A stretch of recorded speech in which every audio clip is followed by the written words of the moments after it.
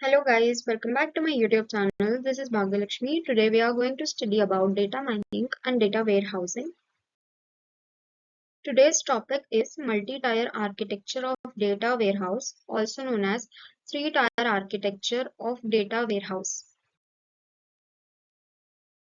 The three-tier architecture provides a separation of concerns that makes it easier to maintain and scale the data warehouse. Each layer can be developed, tested, and deployed independently, which allows for more flexibility in terms of updating and modifying the system. Additionally, the architecture allows for better performance and scalability by allowing each layer to be optimized for its specific function. Overall, the three-tier architecture is a widely used design pattern that provides a flexible, scalable, and maintainable approach to building data warehouses. Data warehouses usually have a three-level tier architecture that includes bottom tier, middle tier, and top tier. This is the diagrammatic representation of three-tier data warehouse architecture. Here we can see our three tiers, that is top tier, middle tier, and the bottom tier. Bottom tier is known as data warehouse server. As we can see here, data marts, data warehouse, monitoring, administration, and metadata repository. In the middle tier, it is known as OLAP server, as there are OLAP servers present here. And the top tier is front-end tools. Those are query or report analysis and data mining tools. First, we will be studying about bottom tier. It is known as data storage layer. The bottom layer is the data storage layer, also known as data warehouse database. This layer stores the raw data that has been extracted from various data sources such as operational systems, data lakes, or external data providers. The data is usually stored in a way that is optimized for efficient querying and analysis.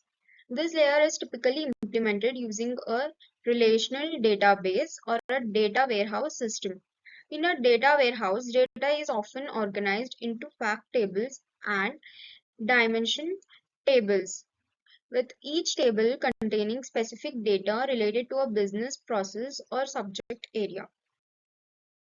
The bottom layer or the data storage layer is where the raw data is stored in a way that is optimized for efficient querying and analysis. This layer is typically implemented using a relational database or a data warehouse system, as we have seen earlier. The bottom tier is a warehouse database server that is almost always a relational database system. Backend tools and utilities are used to feed data into the bottom tier from operational databases or other external sources such as customer profile information provided by external consultants. These tools and utilities perform data extraction, cleaning, and transformation. Example, to merge similar data from different sources into a unified format, as well as load and refresh functions to update the data warehouse. The data are extracted using application program interfaces known as gateways. A gateway is supported by the underlying DBMS and allows client programs to generate SQL code to be executed at a server. Examples of gateways include ODBC, that is Open Database Connection, OLEDB, Object Linking and Embedding Database by Microsoft, JDBC, Java Database Connection.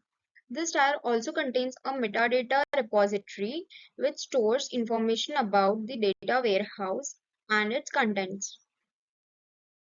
Now we will study about the middle tier. It is known as data access layer.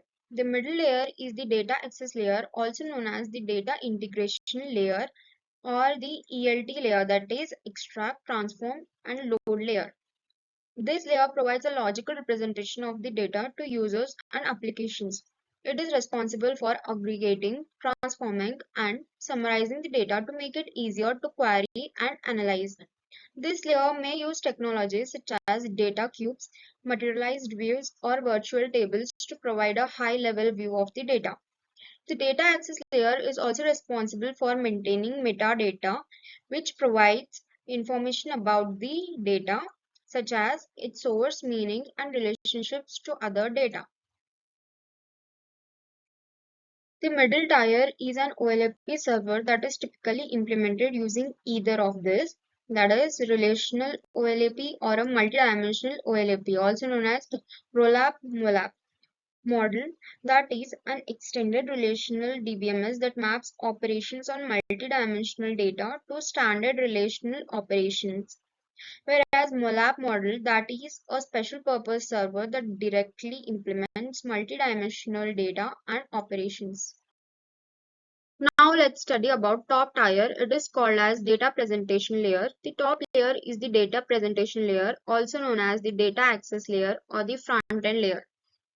This layer is where users interact with the data warehouse. It provides a user interface that allows users to query and analyze the data using tools such as reports, dashboards, and data visualization tools. The data presentation layer is responsible for presenting the data in a way that is easy to understand and interpret by business users. Thank you.